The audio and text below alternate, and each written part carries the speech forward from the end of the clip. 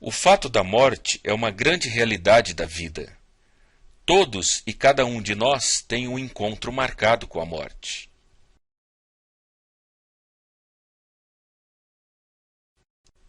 A Bíblia diz que ao homem está destinado a morrer uma só vez, e depois disso, enfrentar o juízo. Hebreus capítulo 9, verso 27. Assim como o corpo sem espírito está morto, também a fé sem obras está morta. Tiago capítulo 2, verso 26. O pó volte à terra de onde veio, e o espírito volte a Deus, que o deu. Eclesiastes capítulo 12, verso 7. Não tenha medo dos que matam o corpo, mas não podem matar a alma. Antes tenham medo daquele que pode destruir tanto a alma quanto o corpo no inferno. Evangelho de Mateus capítulo 10 e verso 28. Esses versículos bíblicos são chaves para podermos entender a morte. Veja, nós morremos uma só vez, apenas uma vida para cada um. A morte é uma separação. O corpo e a alma se separam. O corpo volta ao pó, mas o espírito volta para Deus, para a eternidade. A alma não pode ser morta. Esta é a parte do ser humano que vive eternamente. Veja o que Jesus nos revelou. Não fiquem admirados com isso, pois está chegando a hora em que todos os que estiverem nos túmulos ouvirão a sua voz e sairão. Os que fizeram o bem ressuscitarão para a vida, e os que fizeram o mal ressuscitarão para serem condenados. Evangelho de João, capítulo 5, verso 28 e 29. O apóstolo Paulo, também escrevendo aos Coríntios, na sua primeira epístola, no capítulo 15, verso 52, diz: "Num momento, num abrir e fechar de olhos, ao som da última trombeta, pois a trombeta soará, os mortos ressuscitarão incorruptíveis, e nós seremos transformados."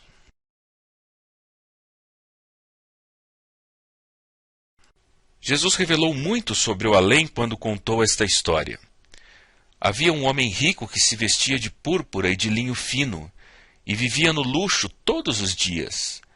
Diante do seu portão fora deixado um mendigo chamado Lázaro. Coberto de chagas, este ansiava comer o que caía da mesa do rico. Até os cães vinham lamber suas feridas. Chegou o dia em que o mendigo morreu, e os anjos o levaram para junto de Abraão.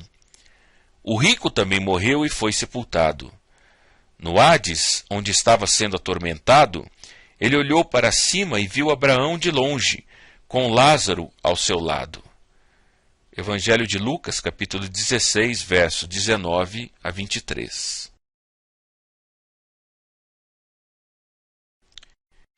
Então chamou: "Pai Abraão, tem misericórdia de mim, e manda que Lázaro molhe a ponta do dedo na água e refresque a minha língua, porque estou sofrendo muito neste fogo." Mas Abraão respondeu: "Filho, lembre-se que durante a sua vida você recebeu coisas boas, enquanto que Lázaro recebeu coisas más. Agora, porém, ele está sendo consolado aqui, e você está em sofrimento.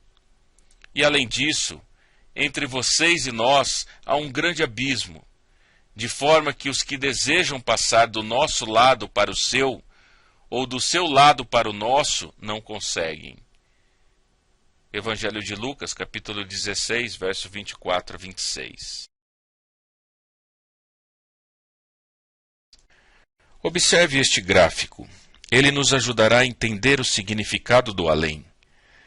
Veja que na morte os salvos e os perdidos se separam. No momento de sua morte, você já sabe seu destino eterno. Os salvos vão para o céu e os perdidos para o inferno. Há um grande abismo que separa os dois. A segunda vinda de Jesus será o momento da ressurreição, quando as almas receberão um novo corpo espiritual. O juízo final é diferente para os salvos e para os perdidos. Os perdidos ficarão sabendo por que estão perdidos. Os salvos ouvirão louvores de Jesus. Ele tornará conhecido tudo perante todos. Os salvos continuarão no céu e os perdidos no inferno.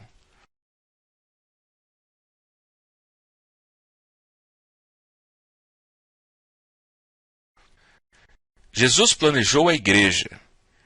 Veremos que Jesus planejou e estabeleceu sua igreja, a qual é o reino dos céus aqui na terra.